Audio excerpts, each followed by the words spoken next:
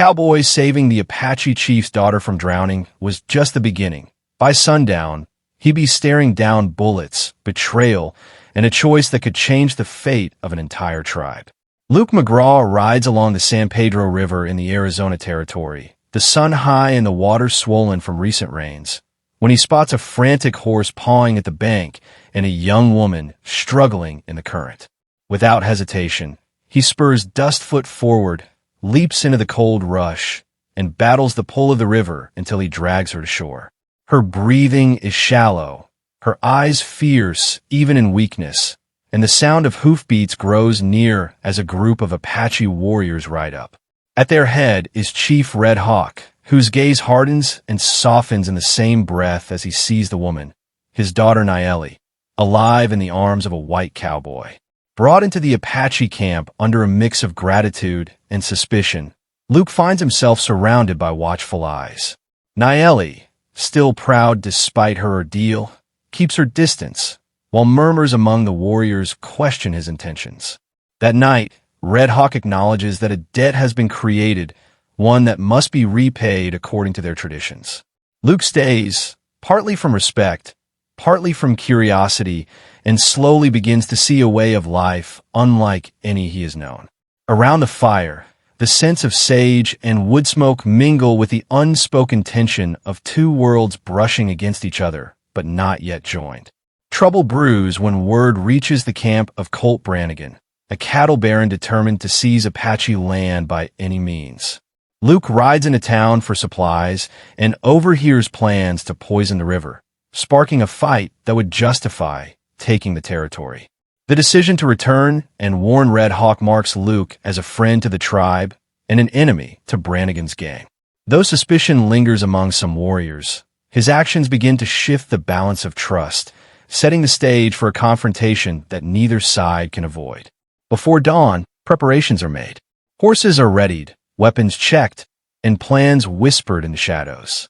Luke trains alongside Apache warriors, learning their tactics and blending their ways with his own skill at the gun. When Brannigan's men ride in, the ambush at the canyon explodes into dust, gunfire, and the hiss of arrows. Luke takes a wound in the shoulder while protecting Nayeli from a charging rider, the chaos of the battle pressing on until Red Hawk faces Brannigan himself and forces his surrender. The victory is hard-won, the morning sky stained with the smoke of spent powder. As the sun sinks, the camp gathers in a circle of firelight. Drums echo against the canyon walls as Red Hawk steps forward, offering Luke a choice: a chest of gold and fine horses or the hand of Nayeli, making him kin. Luke weighs the restless life he has known against the belonging he feels here, his gaze finding Nayeli's steady eyes. Choosing her means choosing the tribe, the land, and a new chapter in his life. The celebration rises into the night, the river whispering nearby, the same river that nearly took her, but instead bound their fates together. The Apache riders closed in, their horses throwing up clods of wet earth as they reined to a stop. Luke stood on a muddy bank, chest heaving, water streaming from his hat brim and dripping from his shirt. The woman in his arms was coughing weakly, her long black hair plastered to her face. Her grip on his arm was iron, more from instinct than trust.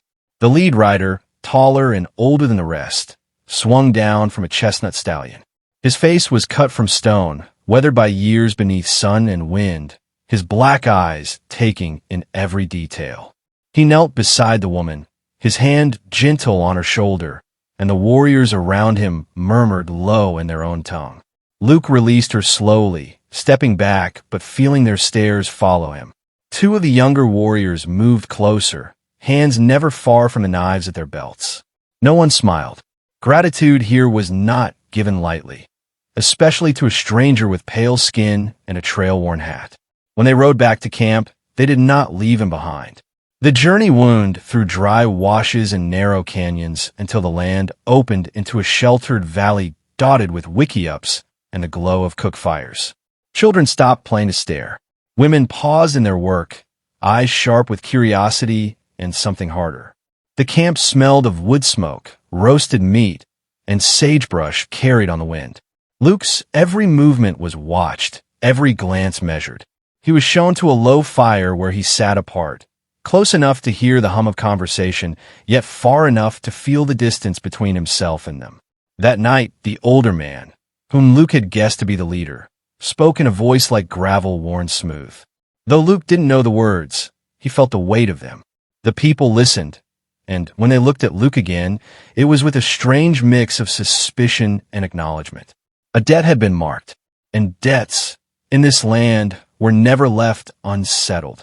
The next morning broke with a pale sun climbing over the canyon rim, its light spilling like gold dust across the camp. Luke was still a stranger in their circle, though he could feel the edge of their suspicion softening, bit by bit.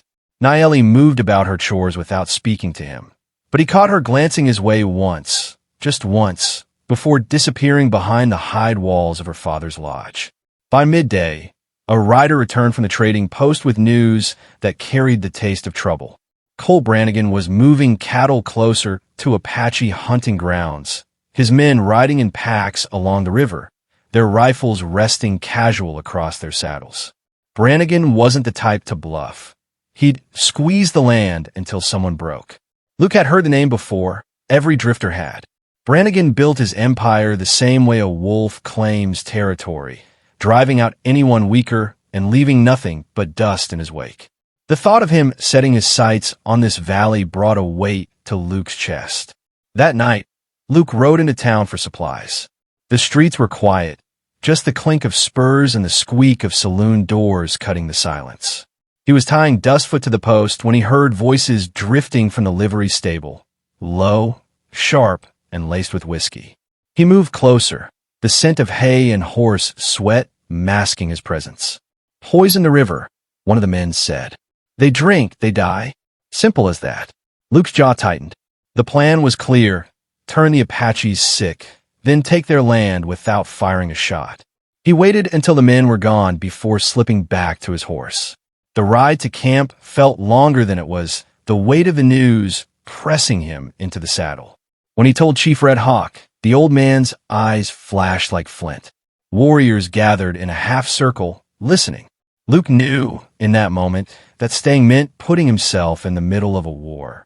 But leaving would mean turning his back on the woman he'd pulled from the river, and on the people whose trust he had begun to earn. In the Wild West, a man's choices had a way of defining him forever. The night before the fight, the camp moved like a single heartbeat. Horses were watered and fed, arrows fletched in the flicker of torchlight, rifles cleaned with slow, deliberate care. The smell of sage drifted through the air as women painted black lines across the warriors' cheeks, symbols of strength and protection. Luke sat near the edge of the fire, binding his shoulder with a strip of leather, his Colt .45 resting in his lap. He'd fought before, but this was different. This was for people who had taken him in, if only on trial. Before first light, the canyon lay in silence. Red Hawk had chosen it for the ambush, a narrow pass where the river cut through stone, forcing riders into single file. Luke crouched in the shadows, the rock cool against his back, the air thick with the smell of dust and horses. Across from him, Nayeli's eyes met his for a heartbeat, steady and fearless. The sound came first, a low rumble like distant thunder, then the glint of metal in the dawn. Brannigan's men rode in, rifles slung, their laughter echoing against the canyon walls. The first shot cracked the morning open, and chaos followed. Arrows hissed through the air, thudding into saddles and flesh. Warriors rose from behind the rocks, moving swift and silent. Luke fired twice, dropping a rider who'd swung his rifle toward the ridge. The air filled with the smell of gunpowder and the cries of wounded men and horses. A rider broke from the pack, spurring hard toward Nayeli. Luke stepped into the open, his own body the only shield between her and the charging horse. The shot tore into his shoulder, spinning him, but he stayed on his feet long enough to fire back. The man tumbled from the saddle, his rifle skittering across the stone. In the heart of the chaos, Red Hawk and Brannigan came together like storm fronts colliding. Brannigan swung a club, but the chief moved with the grace of a hunter, knocking it aside and closing the gap. Steel flashed as they grappled, the chief's blade at Brannigan's throat. The cattle baron's eyes darted around, searching for an escape, but there was none. When Brannigan finally dropped his weapon, the canyon seemed to exhale. The surviving men were disarmed and sent away on foot, their horses taken as spoils. Luke slumped against the rock, the world tilting slightly. Through the haze, he saw Nayeli kneel beside him, her hand steady as she pressed cloth to his wound. Above them, the sky blushed with the first true light of day. The kind that comes after darkness has been face down and beaten. By evening, the canyon was quiet again. Smoke from a morning's gunfire still clung faint in the air, mixing with the sweet scent of pine drifting down from the ridges.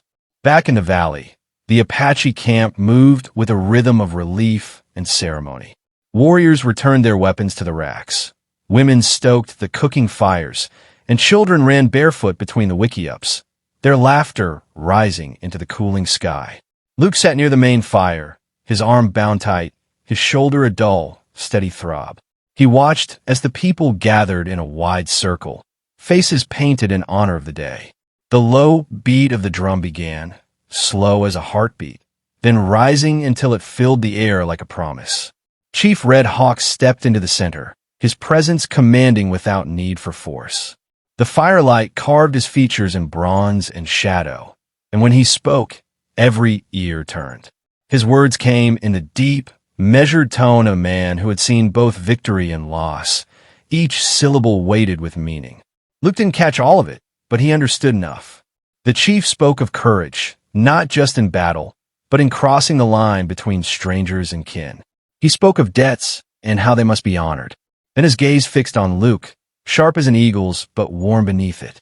Two warriors brought forward a carved chest, its lid inlaid with silver, and beside it, they led a pair of proud, coal-black horses, their manes braided with beads. These were offered without a word. Then Nayeli stepped into the circle, her eyes steady on Luke, her hands clasped before her. The meaning was clear. One path led back to the drifting life he had known, gold in his pockets and fine horses under him. The other meant staying, accepting her hand, and, with it, a place among her people. Luke's gaze moved from the chest to Nayeli. The gold glittered under the firelight, but it was her eyes, fierce and unflinching, that held him. Slowly, he rose, ignoring the pull on his shoulder, and crossed the space between them. The drums quickened, the crowd murmured, and when he took her hand, the sound broke into a cheer that rolled through the valley. The fire leapt higher, casting their shadows together on the canyon walls. The river had nearly claimed her life, but instead, it had bound theirs forever. Thank you for watching. If you love gripping Wild West tales of courage, danger, and destiny, hit that subscribe button and ring the bell so you never miss the next ride. Your next adventure is just one click away.